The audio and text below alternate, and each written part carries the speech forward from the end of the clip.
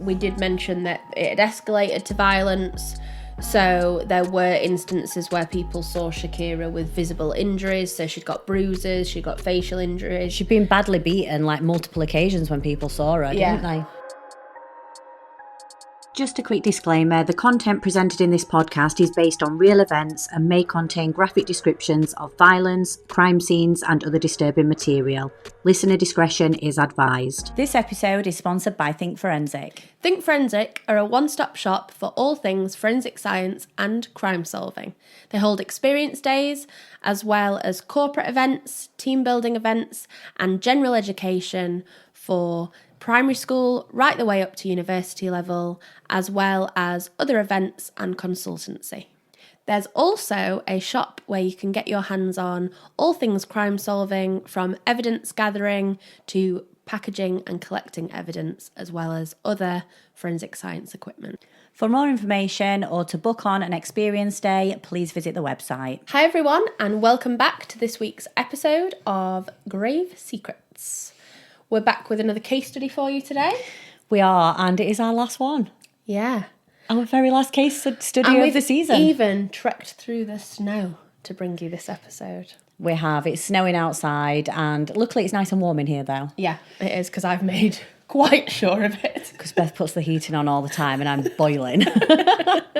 I'm always warm for some reason. And it doesn't make any sense either, because I never wear as many layers. You're always layered up. Yeah, I'm always wrapped up, because I like to be cosy. I like to sit here and start chatting, have my cup of tea. Yeah. And whereas you I just don't look nice. as good cozy, so we'll...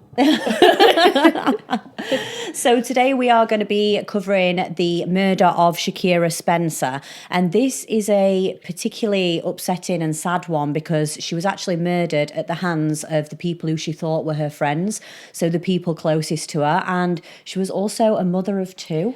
Yeah, a mother of two, a whole life ahead of her. And it just shows, I know we've talked about it time and time again now, but some people I do just believe are evil. Yeah. And I think there were factors in which probably led their behaviour to be more abhorrent, but I think at the core they are just horrific people. Yeah. So this case does actually cover torture and murder, so just an extra... disclaimer in there, yeah. So Shakira Spencer was born on the 13th of June 1987, and she was only 2 years older than me. Wow. So when you look at when we look at these cases, I don't know, I always compare people to my age, sort of thing. I think you've got to, well, you don't have to, but I always try and find like a common thread. It just helps you relate to it a little bit more. Because I do think with cases like this, because of the horrific nature of them, you can kind of detach to a certain extent and you try and remove yourself from there being any relationship to it. Yeah. But yeah, like in the last case when we were talking about Alexis and her sister's relationship, that was something that I definitely thought about while I was researching. My friend is going travelling in Australia, and I've just written her a card, and that made me think of the Grace Mullane case. Oh God, yeah. So I do think that you do relate to it. Yeah, you relate in lots of different ways, don't you? Yeah, so Shakira was actually born and raised in West London. She was a mother to two children, and she was family orientated as well. She had a sister, Irina, and she described Shakira as being confident, family orientated. Yeah. She'd worked as a sales assistant. She'd recently started selling beauty products online, so she was quite a confident, outgoing person. Yeah, she seemed like completely full of life, and some people did say she could appear to be shy at first, but she absolutely wasn't when you got to know her. Yeah, you just had to get past that first point, didn't you? And they also mentioned that, again, she had this confidence when she was selling. So it was actually her cousin that had set up this kind of beauty company or beauty business, and was trying to get people on board, and Shakira had said like, yeah, absolutely, I'll work with you. And so she was doing these videos, and she was really kind of good. It seemed pretty natural in front of the camera. Yeah, I watched quite a few of the videos that she was doing. So when she was selling the makeup products, she was actually doing her own makeup on camera and saying, oh, well, this is like a daytime look that you could do with these products. And this is like how you can buy them. Sort of a bit like, I'm guessing it's like New Skin or a bit of an Avon-y vibe, wasn't it? Sort of thing. And it made complete sense that she would get into something like that because, again, her family talked about how she was always dressed to the nines. Yes. She always made an effort with her appearance. She'd got really big, beautiful eyes, hadn't she? Like, she'd got quite a striking face. So... And lovely, thick, dark hair as well. Yeah. So it did kind of make sense that she would then go into the beauty industry, and then she'd got the sales background on top of that. Yeah. So in 2017, Shakira was 30 and she just got back in touch with her old neighbour that she used to live with, used to live next door to previously back in 2015. So that was Ashana Studholme.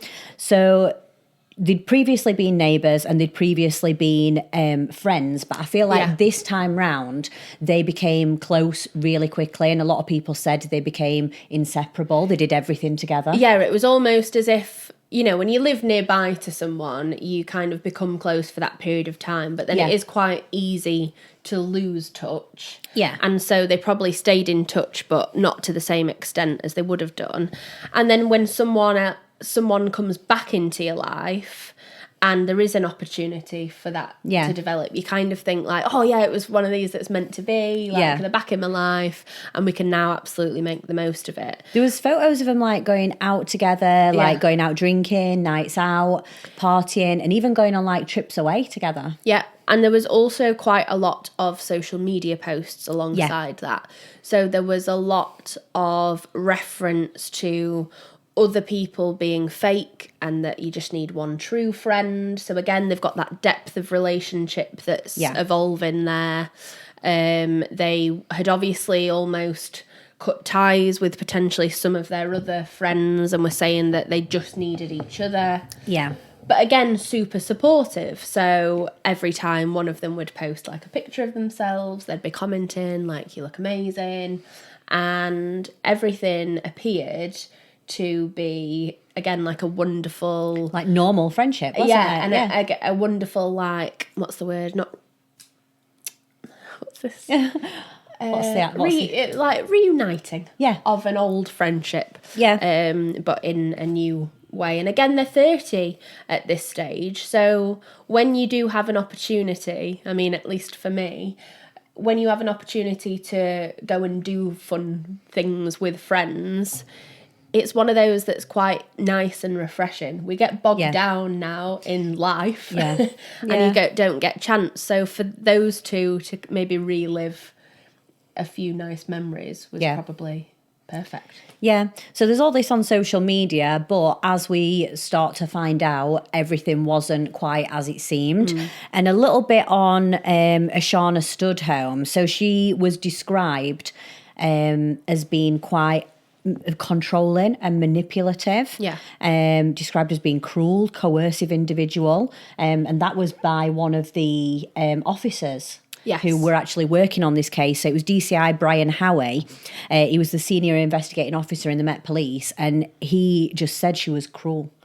And I think part of the reason that became clear is within, again, a few months of Studholme and Shakira developing this new friend, well, I say new, this friendship, she then introduced Shakira to her boyfriend, who was called Sean Pendlebury, and then another friend of hers called Lisa Richardson.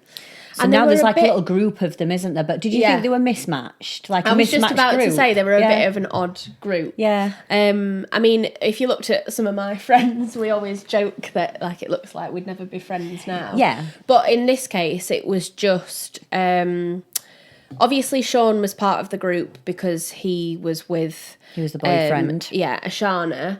But he was only 26.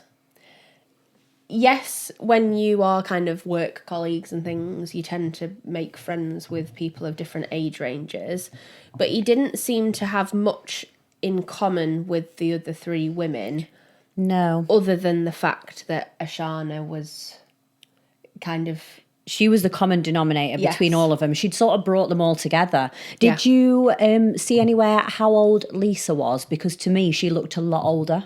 I think she was mid-40s as well. Yeah, so again, we've got a bit of a variation in age range. Yeah. And because I think Ashana had brought them all together, she was sort of in charge of the how that friendship dynamic worked. Yeah, because she knew all of them individually, and she felt like she was in control. Yeah. And these three together then sort of teamed up against Shakira, didn't they, in a way? Yeah. And tried to take over basically her whole life. Yeah. So Shakira had quite a nice flat, and especially for the London area, you know, it's very difficult to get a flat with good neighbours in a nice location. Yeah. And it looked like she'd absolutely achieved that for herself. She'd got neighbours that cared for her. Yeah, we saw some interviews with the neighbours and they were saying like how nice of a person she was. She would talk to them. She was friendly. She always looked nice. Like basically just echoed what everyone else had said about her. So she had a good relationship, didn't she, with the neighbours? And I think that pretty quickly Ashana realised that Shakira had got a better living situation than any of those three did.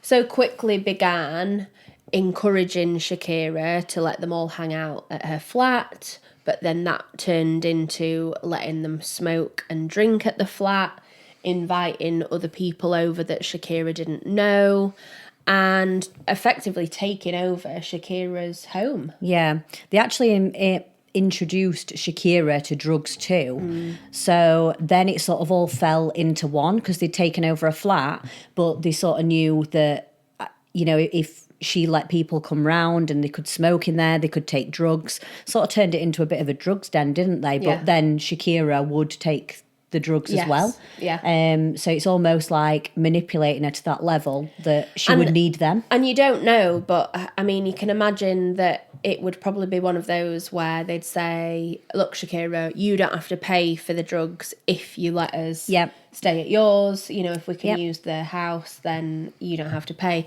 And if you are then becoming addicted to drugs, then that does quickly become, you know, an easy transaction. That's a benefit for them. Yeah. Isn't it? Because they can then do anything they want because they know she's going to need her next fix of drugs. Yeah.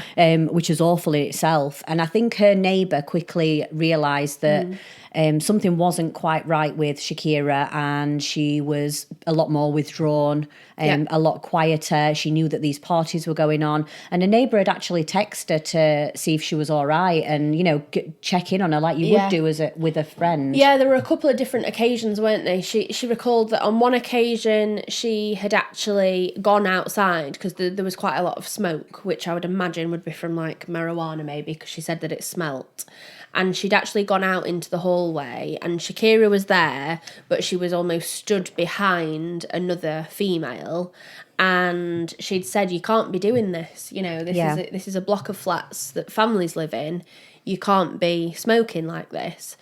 And she said that it just seemed like Shakira was being controlled by this other female, and that she was kind of stood behind and was like cowering a little bit. Again, she'd then text because she'd got these concerns, and apparently Shakira just said that she was okay. But I just thought it was incredible that the neighbour had basically said, like, if you give me the word, basically, I will ring the police. You don't have to have anything to do with it, but I'll help you. As a neighbour, though, if I'd have seen that, I know you can't speak for what other people had done. I think I would have rang the police anyway in that situation. I know she didn't want to upset Shakira, and you know they've got like a friendship going on, so you don't want to jeopardise the friendship. You don't want to put Shakira at risk. But I feel like something like that, and I thought someone was vulnerable and was in danger, I probably would have just gone ahead and rang the police and been like, there's a party going on in there. Shut that party down. And Sean had actually moved into Shakira's flat while she was still living there. Yeah, that's what I was going to say, because this to me just doesn't make any sense, because Ashana actually had her own property in Harrow. So she'd got her own home. So why would her boyfriend not move in with her? Why would she move in with Shakira? And why was he living living with her while she was still in there as his girlfriend. Yeah. Surely you'd be like, live with me, not another woman. Yeah.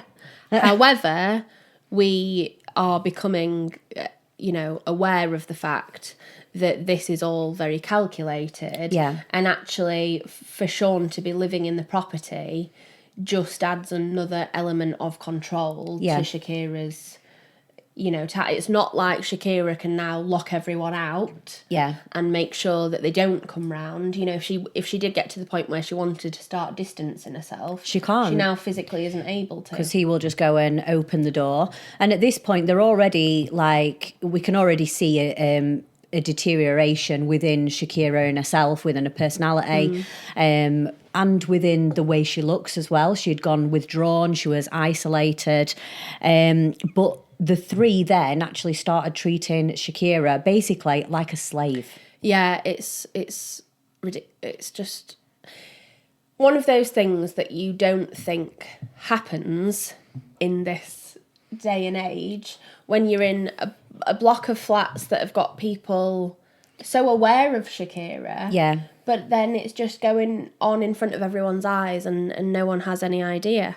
But they did become a really sadistic trio, and they would then subject Shakira to just bouts of anger and violence for no reason whatsoever. But it sounds like she was just completely beaten down at this stage.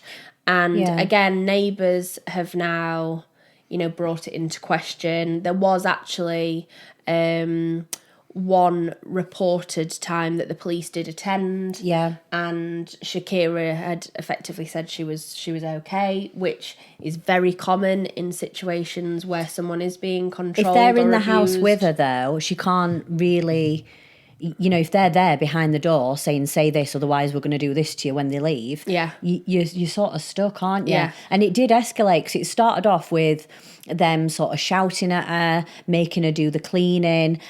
So to start with, it wasn't like physical. And then it did quickly escalate to physical violence as well. But I was watching, I watched some of the CCTV that was in the case. I don't know if you saw this one. Yeah. And they all went to spend time at Ashana's house. Yeah. And they wouldn't let Shakira come through the front door. And she was at the front door waiting to come in, and they were screaming at her, telling her to go round the back. She weren't even allowed to come in through the front door. It was like like they were trying to degrade. Yeah.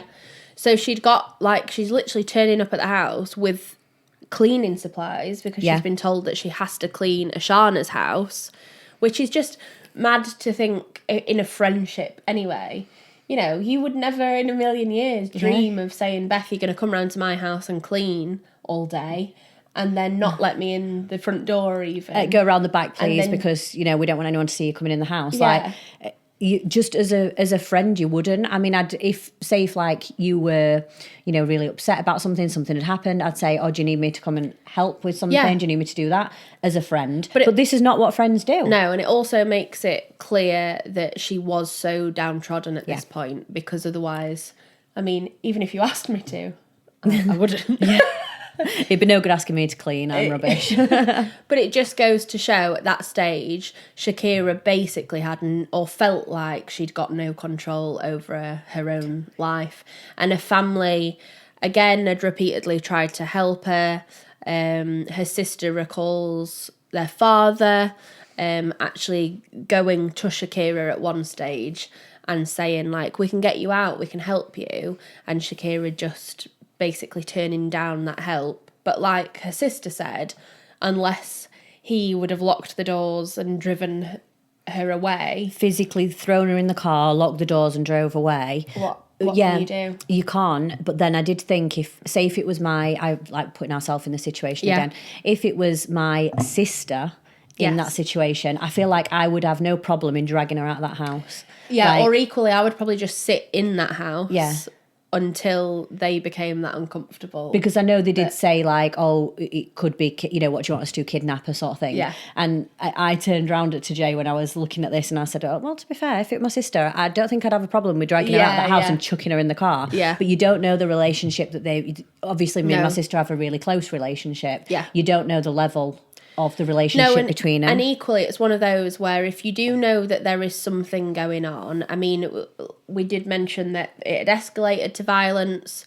So there were instances where people saw Shakira with visible injuries. So she'd got bruises, she'd got facial injuries. She'd been badly beaten like multiple occasions when people saw her, didn't they? So I guess you would have that concern that you don't want it to escalate. You know, if Shakira went back with her family and then because of the addiction fled back to this trio, make it worse, they would probably then commit an even more violent attack. So there's just so many layers of control and fear that it's just really difficult to get on top of at this stage, isn't it? It is, but you know what made me really, really sad? When they said that sometimes they'd lock her out of her own flat and make her sleep outside in bike sheds or under the stairs in the apartment block.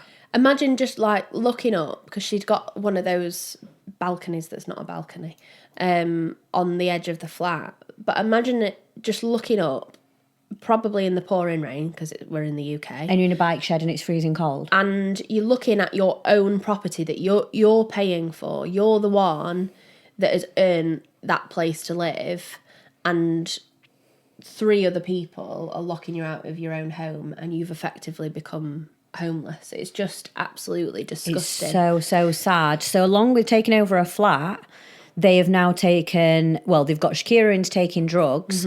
They have taken over her life. They've taken control of also her finances. Yeah. And another piece of CCTV that really got me is when she was walking across the road. Yeah. And it was one that the police were showing in one of the documentaries. And she was sort of walking, she was slumped over, she was on her own. And they think that's one of the times where they'd obviously made her sleep outside on her own and she'd just been wandering around. And she just looked defeated then, didn't she? Yeah, absolutely.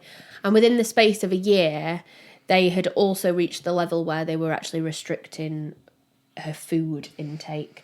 So obviously they've got financial control, and they were just using Shakira's cards and debit cards as if they were their own. And Shakira was getting benefits. They were just stealing the whole of the benefits, weren't they, and just using them for themselves. So you think like, well, how can other people have control over her food intake? But it's because she didn't have access to her own money anymore. She didn't have access to anything that was rightfully hers. And within a year, she had gone from a size 16 in the summer of 2021 to then by the July of the following year, she was a size 6. And they referenced that she'd actually only been given sachets of tomato ketchup if she said that she was hungry. And it's actually awful. Like when you think about not only the amount, but there's no nutrients in a sachet of ketchup. She's literally getting nothing. And to go from a size 16 to a size 6, like that's very severe, yeah. In that amount of time as well. Yeah, so it must have been really prolonged withdrawal of food. And with these, I did look at some of the pictures, and there was a lot of pictures of Shakira beforehand, and she was glam, and she'd done her makeup, she'd done her hair, she was wearing nice clothes. And you look at the after photos, and I wouldn't have recognised her. No. I thought it was a totally different person. And obviously that's due to the weight loss, the beatings, the drugs, everything.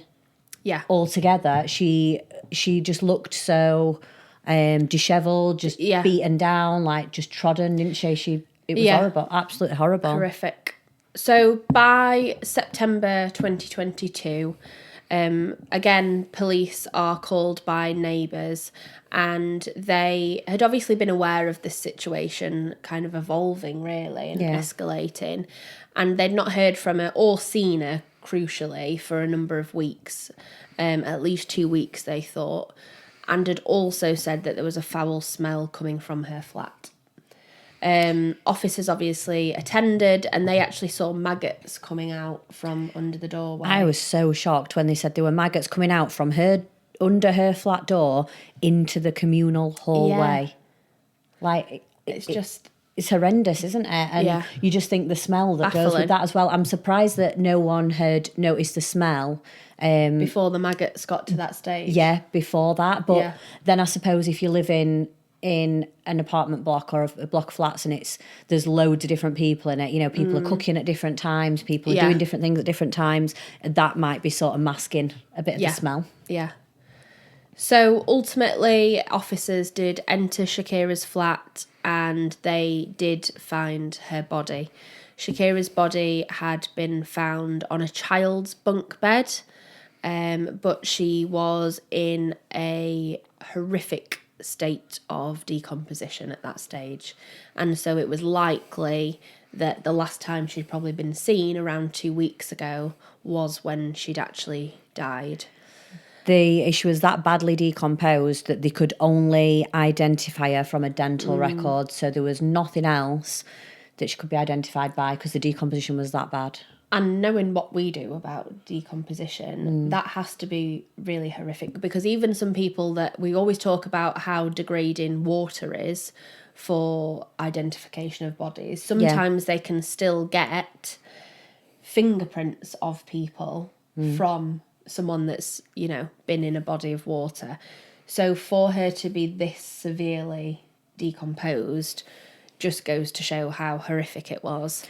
And the scene was odd. For a start, Shakira was in this child's bunk bed. There was also the little blue ice packs that you tend to put in things like cool bags. Yeah. Dotted around her body and then also on the floor near the bed.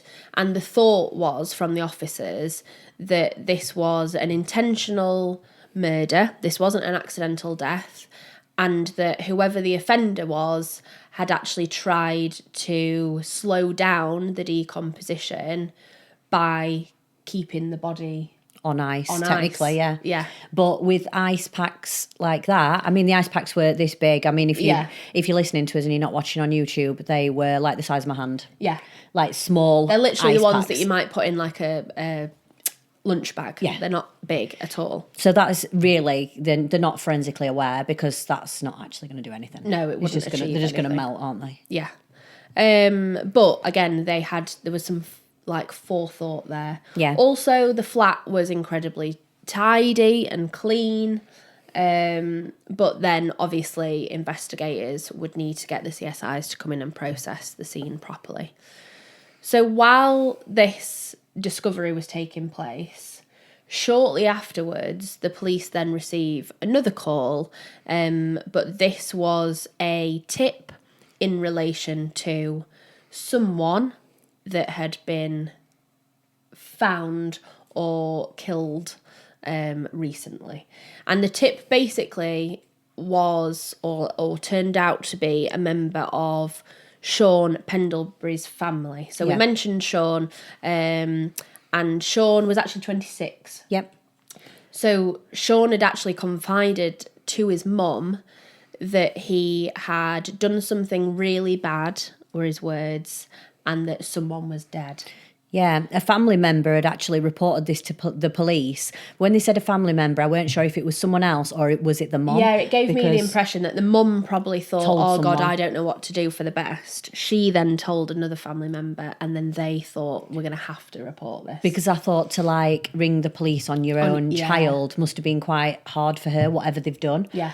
So I got the gist that this was another family member. Yeah. But with this lead now, I mean, the police I think would have got there anyway, because, you know, people had seen these three coming in and out of the flat. Yeah. But all three of the suspects were then arrested within 12 hours. Yeah. So Lisa, Ashana and Sean all arrested in 12 hours, which I think is pretty good. Yeah, absolutely. Pretty good going, really, because this tip had just sped things up a little bit, hadn't it? Yeah, and they probably, because of how quickly it all happened, they might not have even got to those in terms of linking, you know, anything about victimology when it comes to Shakira at that point. Yeah. But as soon as they obviously received this tip, they would have looked at this suspicious murder nearby, and then it all came together, which I guess when you're investigating is kind of the best thing that Yeah. could happen. So Ashana denied everything in interview, which I think we expected. Do you know what I found interesting, though? When they got arrested, I don't know why, I guess from all of the clips that you see in terms of their assaults on Shakira, but I expected them to have been together. But they weren't. They all did have their own homes. They all got arrested from Separate 3 different places, locations. Yeah. And I thought, it's not even like they've taken over Shakira's home because they've got no other option. Yep. And they're all on the streets and they've all found this one common place for them to congregate. Oh, yeah, there was no need, There was no need whatsoever for them to have done what they did to Shakira. And it still wouldn't be, you know, it's still not acceptable either way. But I don't know, there was something about when I saw them all just in their own homes and in their own places that just made me even more angry, because I just thought, you've literally got places to go back to. Why couldn't you just stay where you were and not involve? I thought it was weird when they went to arrest Lisa. I saw a video of it, and obviously she was like, what? Why are you arresting me for murder? Yeah. But she almost turned around and tried to run off into her own living room. And I was like, well, where are you going? The policeman just grabbed her just arm, grabbed her, didn't they? But yeah. So the police now have obviously got a body and they've got the suspects, but at this point, there's not any evidence that's linking anything. No. So the police have then got the massive job of starting this investigation. And I was really impressed because the police collected over 50,000 10-second Ring doorbell clips to piece together a timeline of the event. Yeah. Imagine going through all them. I know. That's crazy, isn't it? Yeah. That'd just be... Just 10-second clip unreal. after. But what's really, again, horrific is that in the majority of those clips, there was evidence of Shakira being manipulated and abused. So that goes to show how insipid that torture was, because if it's occurring on such a level that there are thousands and thousands of recorded instances of it, it's just...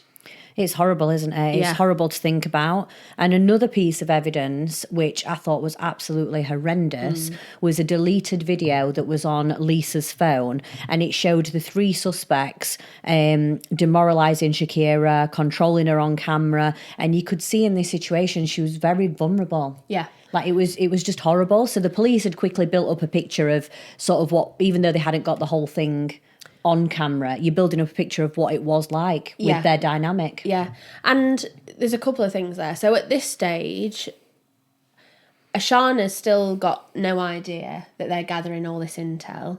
She's still sat in the interview room crying. She's denying saying, it. she actually stated, she said, I'd do anything for Shakira. I don't want anything part... What did she say? It was something like, I don't want any part of this, but I don't want any of this to be pinned on me. Something along those lines. She was just in complete denial about it the whole way through. She was more concerned about herself and the impact it would have on her getting the blame, rather than actually helping the police. Yeah. And so they're obviously going through all of these Ring doorbell clips. They've also got CCTV. And again, they did manage to piece together the kind of weeks leading up to Shakira's death. Yeah. Because they'd got Shakira's transactions on a bank that they could then match up to in-store CCTV of those times. And again, this is where they are seeing that it is not Shakira making those transactions. It was never once Shakira in there. It was always, majority of the time, is Ashana, wasn't it? Yeah. Using Shakira's card, like in the supermarket. There was one like in Sainsbury's or something, wasn't there? And it obviously captures you on quite a few different cameras in there now. And not one time was it Shakira spending money on her own card. And again, when you think about these attacks that have been videoed on a mobile phone, again on Lisa's phone, can you imagine someone committing such violent attacks, multiple people committing these violent attacks, them laughing at you in front of you, not one person stopping to say, I think we've gone too far. All right, let's leave it now. Like you do see again in some other cases where there's generally one person, and there's suddenly a spark where they realise that they've gone too far. No hope whatsoever. And on top of all that, you've got one of them holding a camera in your face, videoing what's happening, which again then reiterates to you that they have no remorse for their actions whatsoever. The fact that they are quite proudly displaying what they are doing and don't see any danger that what they're doing is wrong. And another thing that I found absolutely horrendous was that the police managed to find out that some of the beatings were actually organised. So they'd been planned out by them. And if the three of them weren't together, they would FaceTime each other to show the beatings.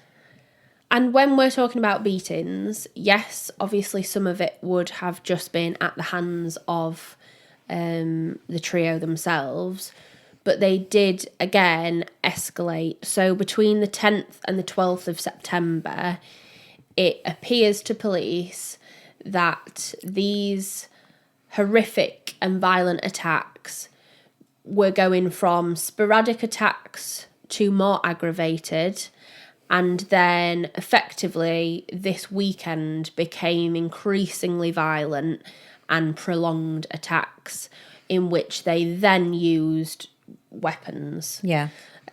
Just a weekend of torture. Yeah. Of torture and abuse to Shakira.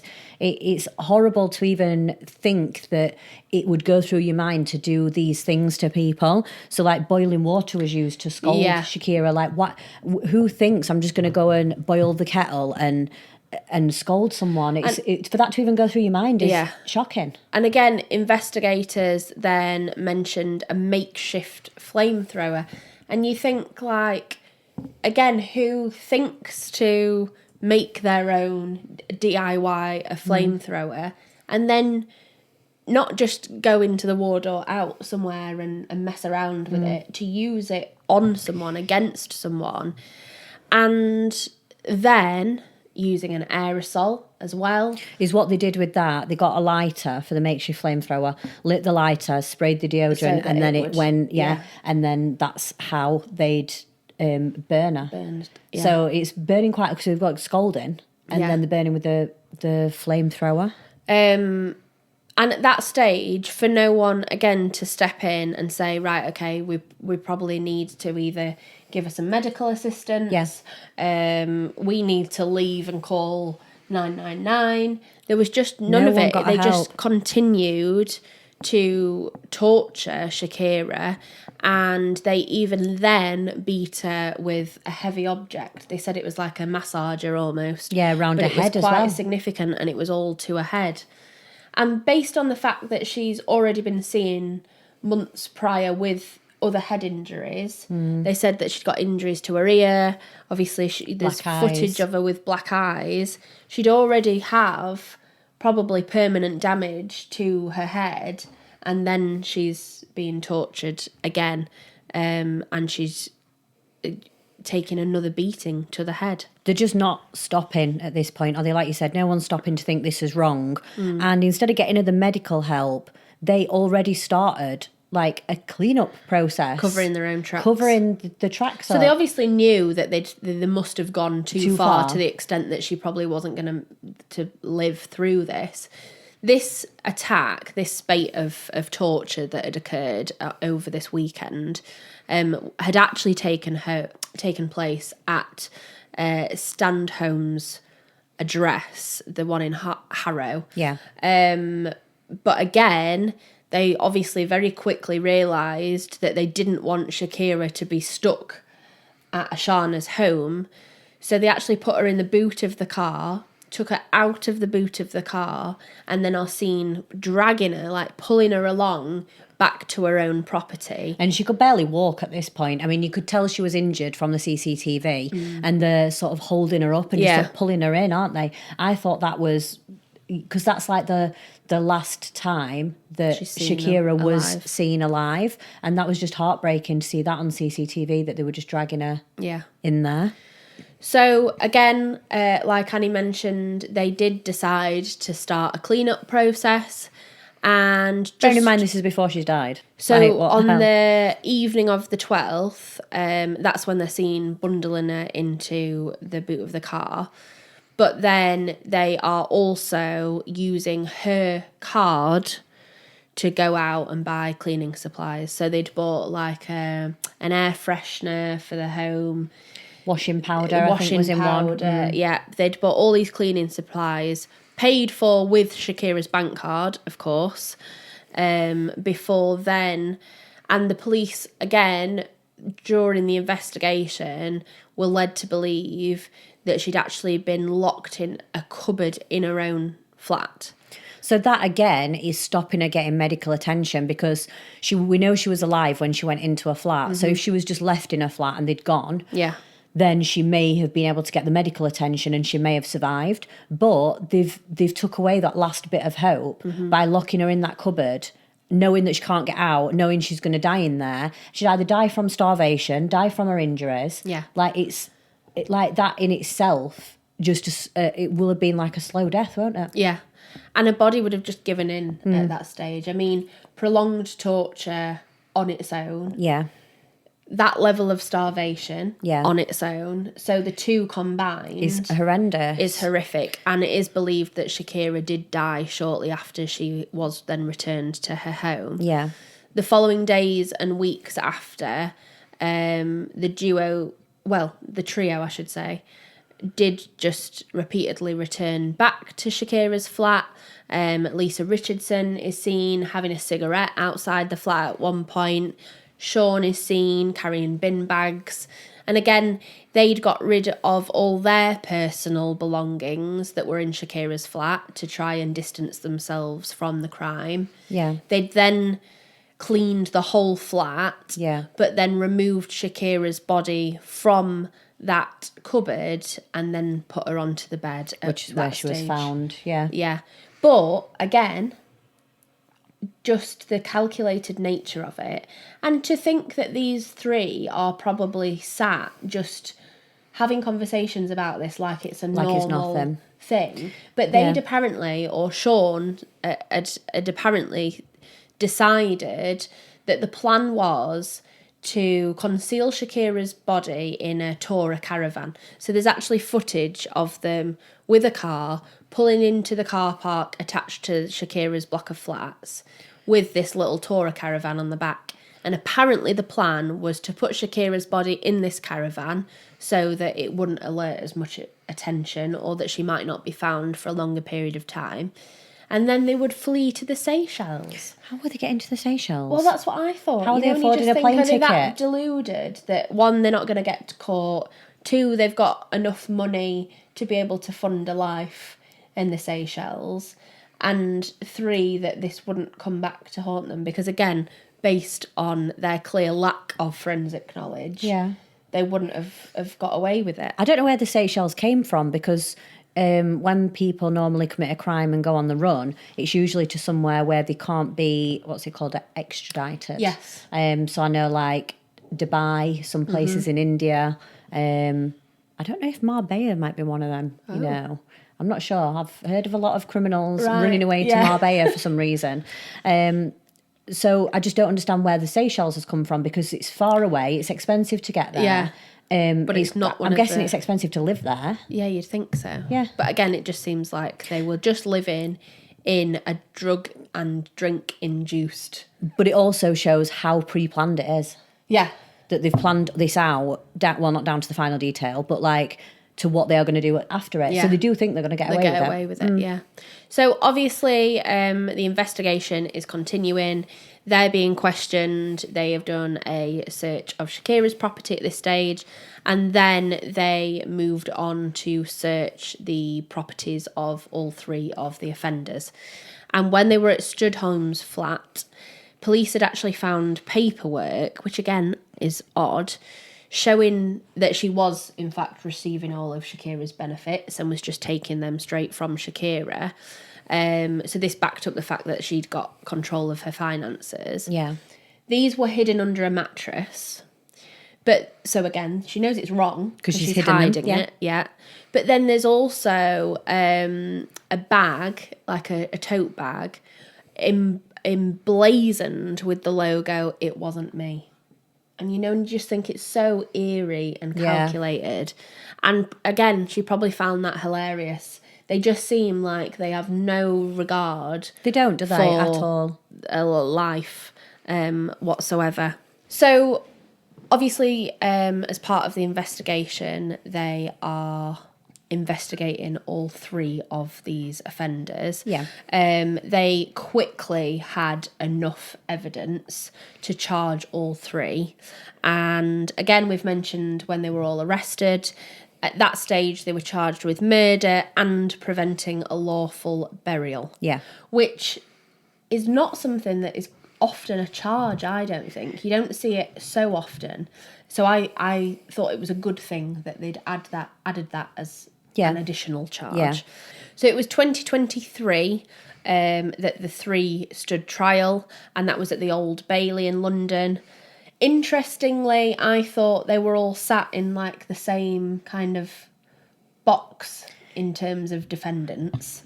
We don't allow video or photographs in courtrooms in the UK, but there was someone that was drawing at the defendants. Have you ever been in the Old Bailey? No. I'd like to go in to just see like how the setup of it, because when you say when I'm reading about things and it always says, "Oh, they were tried at the Old Bailey," I think, "Oh, it sounds like really serious." Doesn't it? I mean, I'd be scared if someone said you're going to Old Bailey. You'd be like, "Oh." And I know it's only like location based, isn't it? But it does sound very scary. Yeah, that sounds like you've committed the worst, the ultimate worst crime. Yeah.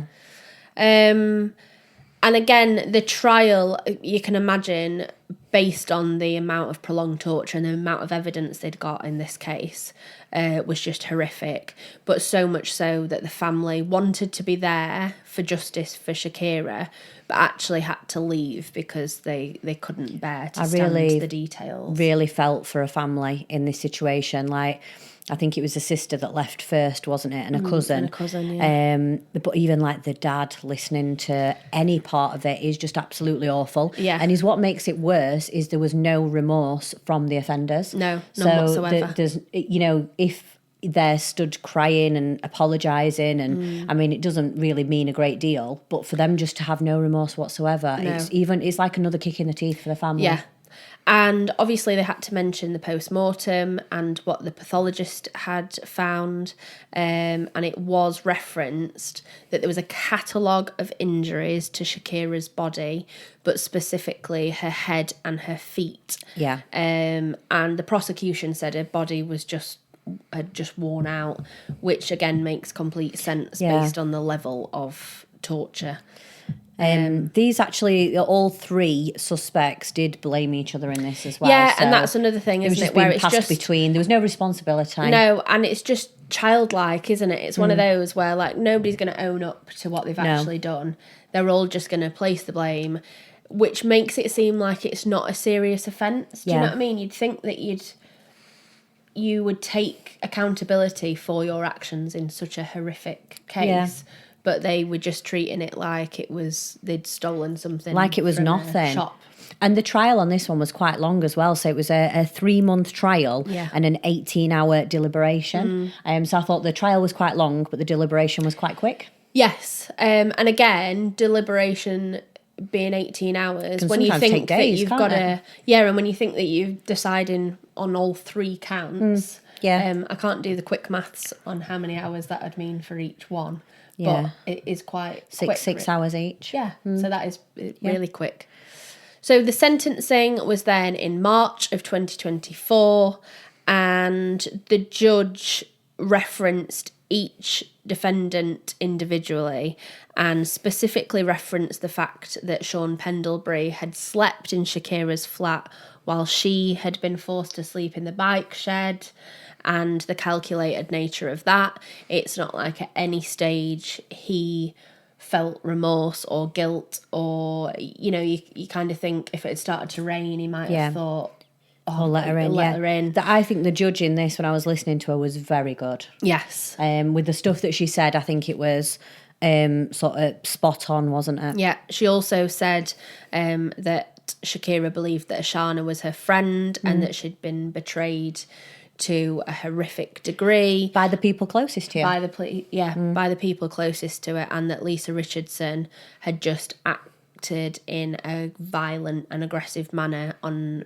repeated occasions. So all three, thankfully, were sentenced to life. So they received 34 years minus 522 days. And I'm imagining that was the time in which it took from trial to sentence. Yeah, 522 was the days on remand. Yeah. Yeah. So 34 years is quite high for a case in the UK. So I think that was, again, completely justified based on not only the murder itself, but the torture prior. And then obviously there was the additional charge of the preventing A lawful burial. Yeah. And I think because it was so calculated and planned out, that sentence, these are dangerous people because they've also shown no remorse.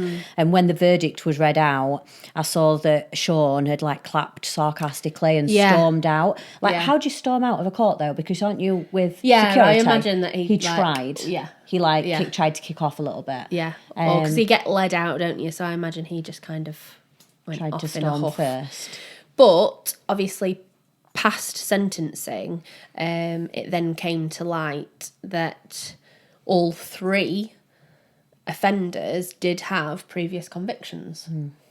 And Studholme had a history of violence, and in her offences, it was shown that she had kicked and punched a woman in the back while she was already laid in the middle of the street, and she'd been remanded in prison for that. 4 years later, she had admitted to a racially aggravated common assault on another female.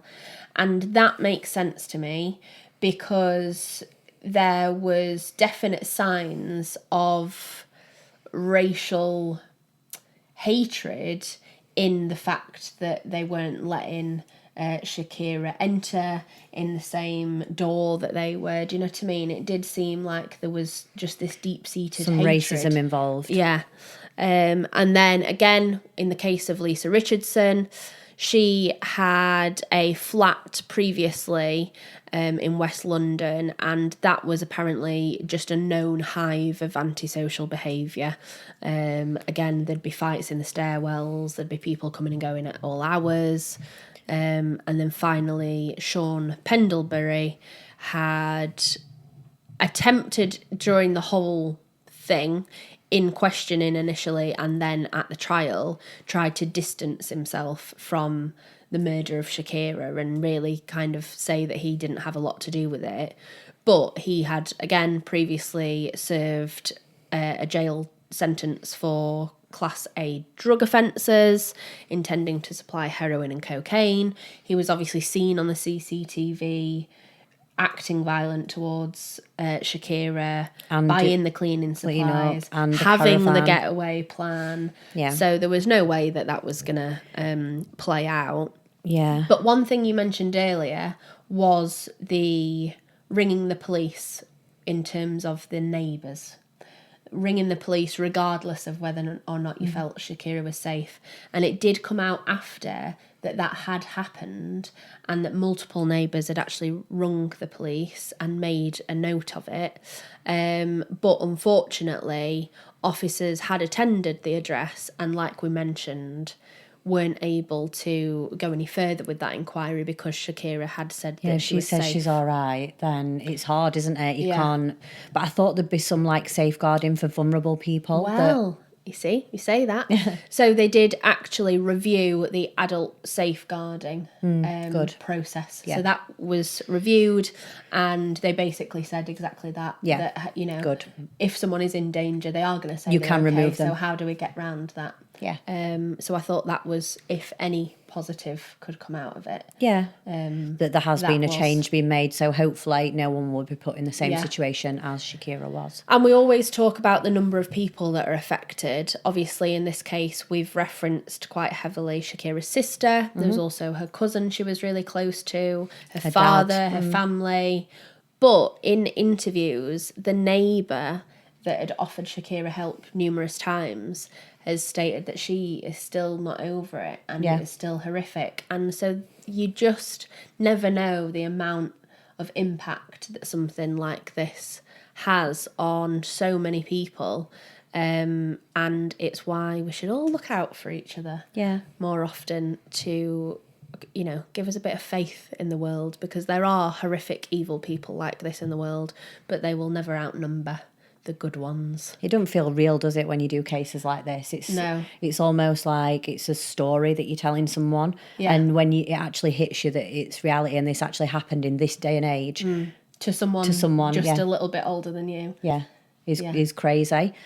So that is our last case study of the season. So just before we go, we do actually want to talk to you about one of our previous cases that we've done. And this one was a couple of weeks ago, wasn't it? So it was the John Sweeney case. And what was that one called? The Killer Carpenter. Yeah. And we covered that one, I'm sure it was 2 weeks. 2 weeks ago. I can't remember. Track. Anyway, at some point we've covered this. And there is actually a documentary that's out at the moment, and it is based on sort of the story from Delia Balmer's perspective. It's a drama, isn't it? Is it an ITV? It is an ITV drama, but she has had, it's based on Delia's book. Yes. So Delia's book was called, and I think it's Until I Kill You. Yeah. And it's Living with a Serial Killer. So they've based this documentary on the book written by Delia, who was one of the survivors of John Sweeney. So it was episode 30. Episode 30 that we covered this case, yeah. But yeah, really interesting, because we obviously covered the victims of John Sweeney's murders, and we touched upon Delia, but we didn't do a lot, did we? Talk about her being a surviving victim. So this is an interesting take that we had no idea was going to come out to coincide. And that was so strange, because it came out about 2 days after the episode was released. I was like, that was a random case that I picked, not knowing that something was coming out. And it is really good. I've not finished it yet. I'm up to, I think there's 3 or 4 episodes, and I'm very close to the end. But it's so interesting to see it from Delia's point of view, but also so frightening to see it from her point of view, and to see what she actually went through. Yeah. It's, like you said, we've seen it from Melissa and Paula, we covered, didn't we? But then to go into the depth of Delia's, even the final attack at the end, is horrific. So we're not going to give you any spoilers for that, but we just wanted to let you know that if you have listened to that episode, you might want to watch that, because obviously it has come out. So last case study wrapped up and done. I know we probably look really happy about this, but this is just sort of a bit of relief, isn't it? It's intense, and we've done a lot of hard graft. And hard cases as well. I feel like we're constantly researching. So what we do in front of the camera is probably only a third. Yeah, only a third. And also the nice bit, because it is the release from sitting and watching all of this pretty intense, horrific. So like we said before, we listen to podcasts, we will look online, we will watch documentaries, we will try and find information from the families. At some points, we even contact family members. So you've got the research side of it, you've got us sitting and doing it, you've got me doing the editing, you doing the artwork, and I feel like there's so much that goes on behind the scenes. We have been snowed under, literally, haven't we, for weeks now, for weeks and weeks and weeks, and we're not going to be leaving you for long, but we do just need that break before Christmas. So next week's episode, we have got one more episode for you, it's going to be something a little bit different, and it's going to be us sort of wrapping up, and maybe talking about a bit of the highlights. If you're anything like my mate, when she listened to one of the Eyes and Ears, she was like, I've just listened to you for 40 minutes and I don't know what either of you were really going on about. It's going to be another one of those. It's just going to be a general roundup. So we are going to talk about probably some of the stuff that we found tough, some of the highlights, probably what we're getting up to at Christmas. And just a general a little bit of everything for you. And we don't actually know a date when we're going to be back yet, but we will work something out. We want your opinion as well, don't we? We don't want you to forget about us, so we're not going to leave it for too long. Don't forget us. Please. So anyway, we'll do all that on next week's episode. And we'll see you next week. Take care.